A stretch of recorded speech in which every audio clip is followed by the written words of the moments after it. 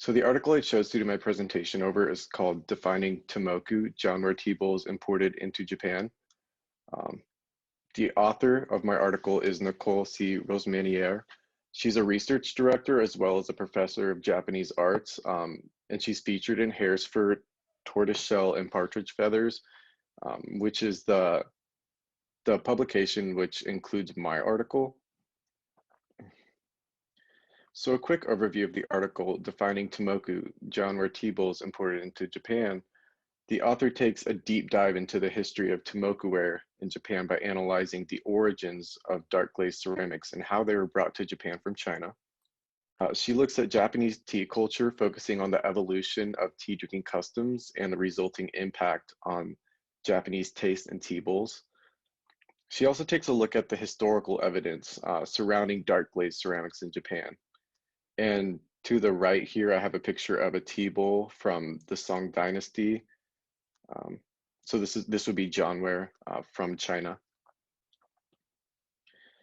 So the author supports her argument by providing evidence of origin stories, talking about who is credited with the arrival of tea to Japan, as well as the culture and ceramics surrounding it. She also talks about trade and the Japanese demand for Chinese ceramics and goods, as well as documentation and how we can identify when certain ceramics made it to Japan.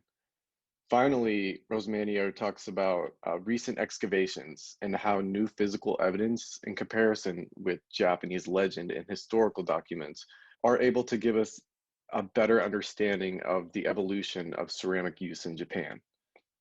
So some terms that were kind of new to me in this article are karamono, meaning Chinese objects, which were Chinese objects imported into Japan, and agama, which is the Japanese term meaning cave kiln. Ogama, which is a kiln with 2 chambers. Densin, meaning heirloom objects. It's kind of the practice of designating specific heirloom objects and passing them down from one generation to the next within families. And then kinsen, which means jianware. It was used in one of the historical documents in reference to Chinese dark glazed ceramics.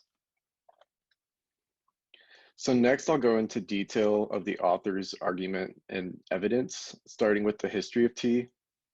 The first section of the article focuses on the evolving tea culture in Japan, discussing kind of who caused it and when. Several of the commonly accepted narratives surrounding the origins of tea in Japan are based on legend and attributed to certain historical events or prominent historical figures.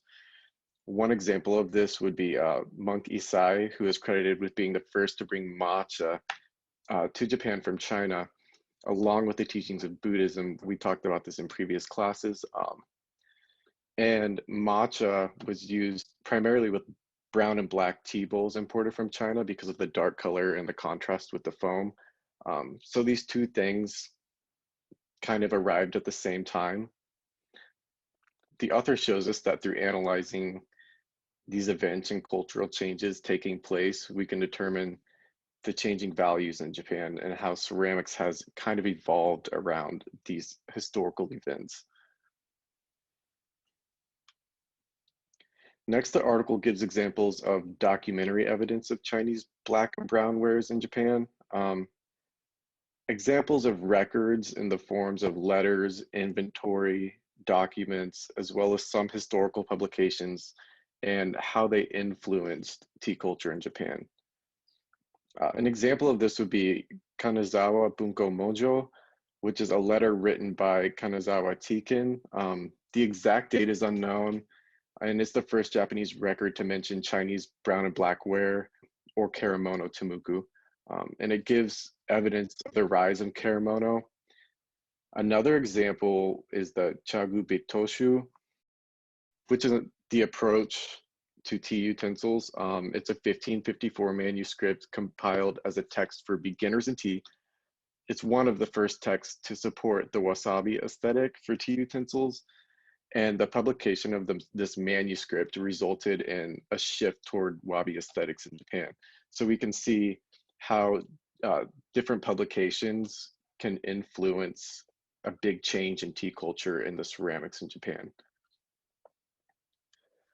The article then takes a look at the archaeological evidence and how this evidence can give us a better picture of what went on in the history of Japan. Um, so we talked about documents, and they can only really give us a fraction of the story because there's some doubtful authenticity surrounding the early Chinese dark glazed wares within Japan uh, due to lack of records and enhanced lore surrounding these pieces. So these excavations give us real physical evidence we can look at. One example of this was the recovery of a Chinese merchant ship. A large number of the ceramics found in this recovery were white porcelains and celadons, along with brown and black glazewares. And this revealed the Japanese demand for Chinese goods and ceramics during the early 14th centuries. A really good example of archaeological evidence and the insight it can bring is found in the Hakata excavation sites. This is where they found fragments of brown and black glazed ceramics in numerous 12th century excavation sites, revealing that there were brown and black ware bowls imported into Hakata as early as the late 11th century. So these brownware bowls had to have made it into Japan long before Monk Isai's two visits to China in the late 12th century. The article then takes a look at the domestication of Jianware. So in the second half of the 14th century, kilns in Japan started to produce imitations of Chinese Jianware, even though the Jianware tea bowls were still being imported from China. There was a really high demand for these bowls, and the potters at these kilns saw an opportunity to make some money and be lucrative in joining the tea bowl trade. And luckily for them, it caught on. Eventually, natively produced Japanese bowls were favored over the Chinese imported tea bowls. The Seto and Minno kilns were the first to produce imitated ceramics, and they used anagama kilns. The article then goes into more detail on how production at the Seto and Minno kilns mirrored Japan's evolving taste in ceramics. So I put together a little timeline to show you how the production changed over time.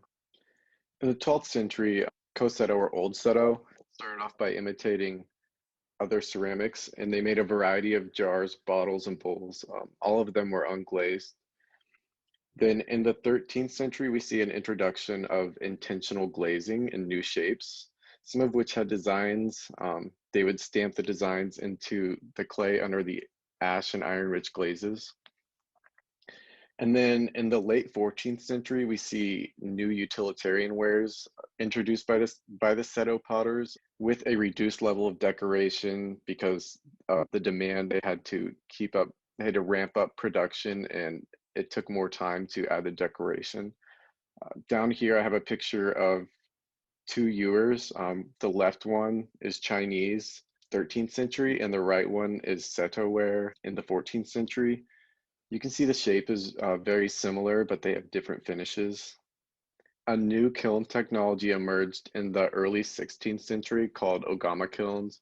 They produced higher temperatures, which improved the firing conditions and uh, just gave them more consistent results.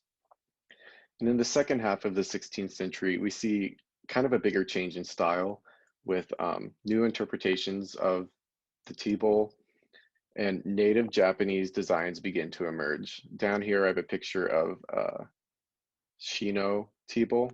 So looking at the history of production at the Seto and Minno kilns, we can see how Japanese taste in ceramics changed over the centuries from one that was kind of imported from China to a Japanese aesthetic that they can call their own. So Rosmanier wraps up the article by defining Temmoku. She says that it's commonly used as a generic term when referring to dark glazed wares from many different kilns, including the Japanese and Chinese. However, it can only correctly be used in terms of categorizing ceramics in reference to Japan, and is too ambiguous to be used when referring to Chinese ceramics. It's not a term that is native to the Chinese culture, so it's not appropriate to use that, as we've previously discussed in class. So overall, I thought this was a really good article, and I liked how it used the documents and the archaeological evidence to kind of enrich the reader's understanding of Japanese history and ceramics.